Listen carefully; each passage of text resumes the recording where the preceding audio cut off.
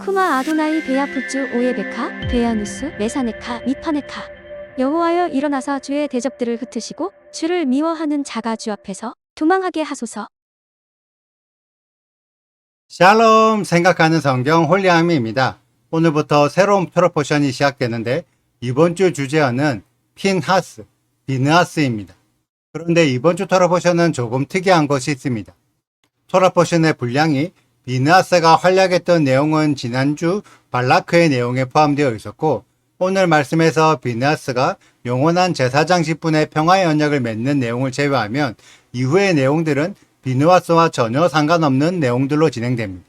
그래서 이번 주의 말씀 분량을 아무 생각 없이 읽으면 핀하스 주제어와 전혀 상관없는 엉뚱한 방향으로 해석하게 됩니다. 그렇기 때문에 우리들은 핀하스의 의미가 무엇인지 파악하여 그 의미 안에서 이번 주 말씀을 이해하는 것이 너무나 중요하다고 할 수 있습니다. 핀하스는 아론의 손자 엘르아살의 아들 비느하스를 지칭하는데, 이 단어는 외래어의 합성어로 뱀의 입으로 해석하기도 하고 피부가 검은으로 해석하기도 하고 국률에서 돌이키다로 해석하기도 합니다. 우리가 핀하스의 의미를 더 깊이 이해하기 위해서는 비느하스가 어떤 사람인지부터 이해하셔야 합니다.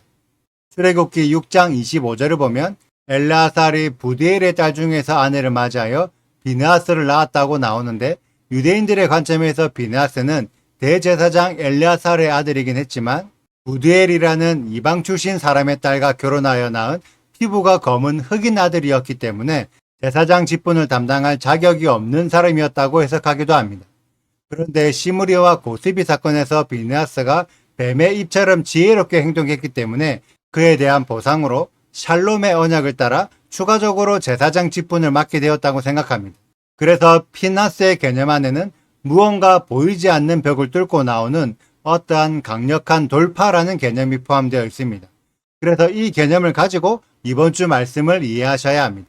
오늘 말씀 안에도 1절을 보면 이스라엘이 시딤에 머무는 동안 모압 여인들과 음행하는 일이 발생했는데, 이것은 발람의 계략으로 이스라엘을 외부의 주술로 저주할 수 없었기 때문에 내부의 음행으로 스스로 저주받게 하는 전략이었습니다. 그러자 이스라엘은 너무 쉽게 음행으로 무너지게 되었고, 여호와께서 진노하셔서 4절을 보면 백성의 수령들을 모두 잡아 목매달아 죽이라고 명령하셨습니다. 이것은 가데스 바네아 사건의 재현으로 지금 백성의 수령들을 죽이지 않으면 이때의 이스라엘도 가나안 땅에 못 들어갈 수도 있는 상황이었고, 모세도 이를 막기 위해 모압 여자들의 음행에 참여한 모든 사람들을 죽이라고 명령했습니다.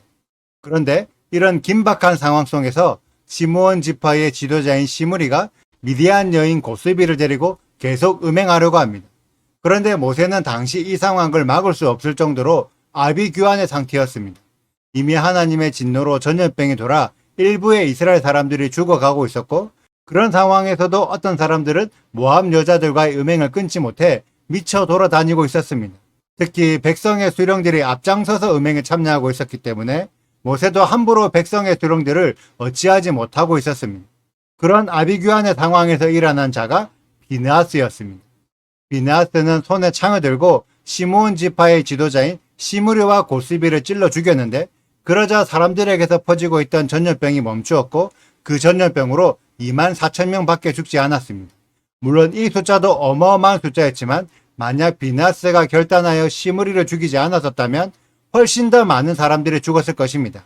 그러자 유대 전승에 따르면 사람들이 전염병을 멈춘 비느하스에게 감사를 표현하는 것이 아니라 제사장 자격도 없는 일개의 비느하스가 한 지파의 지도자인 시므리를 죽인 살인자라고 비난하기 시작했습니다. 그랬기 때문에 11절에 하나님께서 나서서 비느하스의 결단이 의로운 행동이었고, 그 덕분에 이스라엘이 소멸되지 않고 생명을 보존할 수 있었다고 비느하스를 보증해 주셨습니다. 그리고 비느하스에게 평화의 언약을 주어 다른 사람들이 인정하지 못하더라도 비느하스가 제사장이 맞고 그의 후손이 영원히 제사장 직분을 담당할 수 있게 하셨습니다. 만약 여러분들이 이런 상황이었다면 어떻게 하셨겠습니까? 만약 교회에 어떤 문제가 발생했는데 그때 목회자분들이 의롭지 않은 잘못된 선택을 하고 있다면 이에 대해 여러분들은 어떻게 처신하시겠습니까? 비느하스처럼 옳고 그름을 따져 잘못되었다고 책망하실 겁니까? 아니면 목회자분들의 권위를 존중하여 모른 척, 못 본 척 넘어가시겠습니까?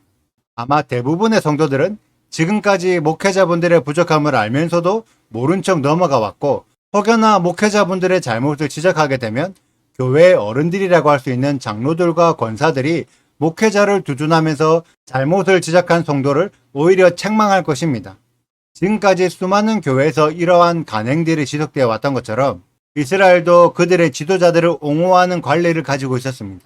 이런 부분들이 민수기 16장의 고라 사건에서도 드러났었죠. 이럴 때 그러한 관례를 깨고 마땅히 해야 할 올바른 행동을 했던 사람이 비느하스였습니다. 그리고 여러분들도 다른 사람들의 눈치보다 하나님의 명령을 더 중요하게 생각하여 마땅히 옳은 행동을 해야 하는 시간이 핀하스의 시간입니다. 지금의 교회는 너무 성경과 다른 가르침을 성도들에게 전하고 있습니다. 하나님을 믿는다고 말하며 성경의 말씀을 가르친다고 말하는 교회가 왜 이처럼 성경에서 벗어나 있을까요? 그 이유는 성도들이 교회의 잘못을 지적하지 않았기 때문입니다. 삼일체가 과연 성경적인지 따져보시고 예수님을 믿는다고 해서 여호와 율법을 안 지켜도 되는 것인지 진짜 말씀으로 검증해 보세요.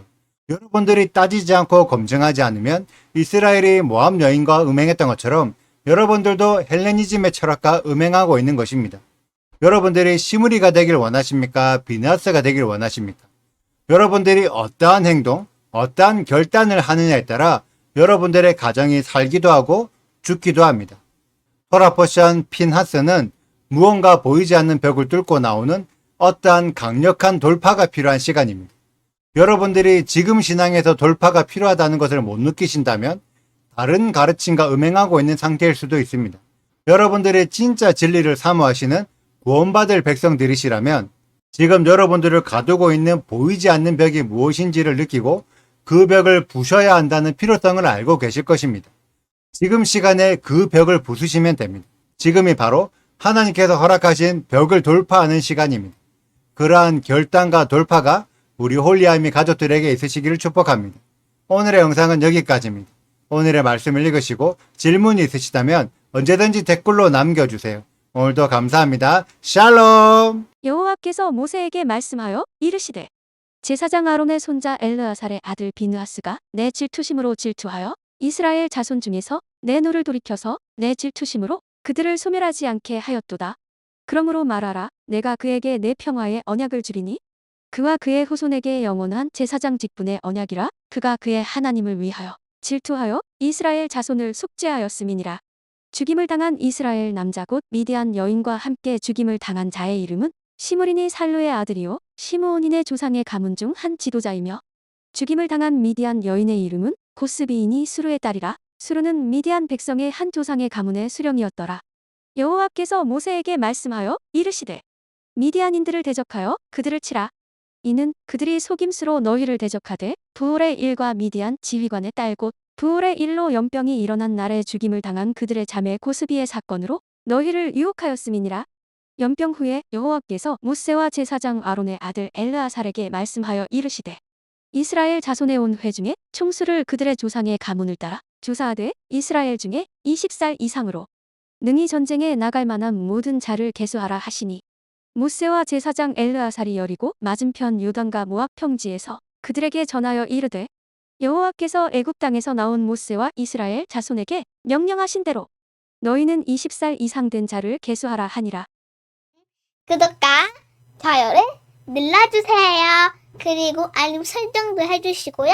그리고 하트도 꼭 눌러주세요. 슈바 아도나이 리베보트 할레페 이스라엘 여호와여 이스라엘 천만인에게로 돌아오소서.